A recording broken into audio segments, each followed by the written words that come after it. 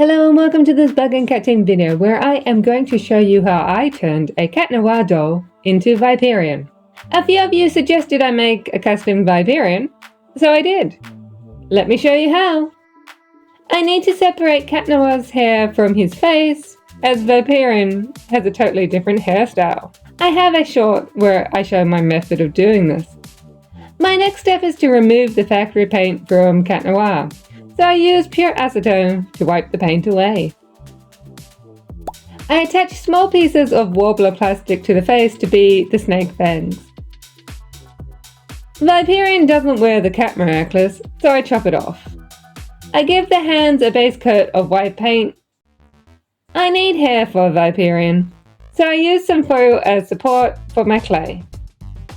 I have dark blue and teal oven-baked clay to make the new hair idols. My plan is to attempt to make a gradient like Viperion has, so I work the two colors together to end up with something. I give Viperion a base blue layer.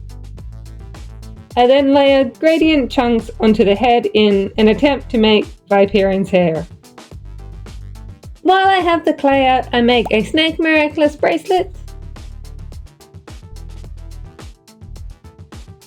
I do make a couple of backups, but they break. I also make the Snake Miraculous holders layer. I add some wire to be the strings, then I bake the clay in the oven. I use paint markers to add colors to the items. I stick a pin into Viperion's back as a way for him to hold the weapon. I add a white coat of paint to the face for the colored paint to go on. Time to make the suit. I use my male superhero suit pattern and trace it onto some stretchy, whitish fabric. I cut the pieces out and then sew the pieces together. Viperion's suit has a lot of texture, but unfortunately I am only able to use solid colors.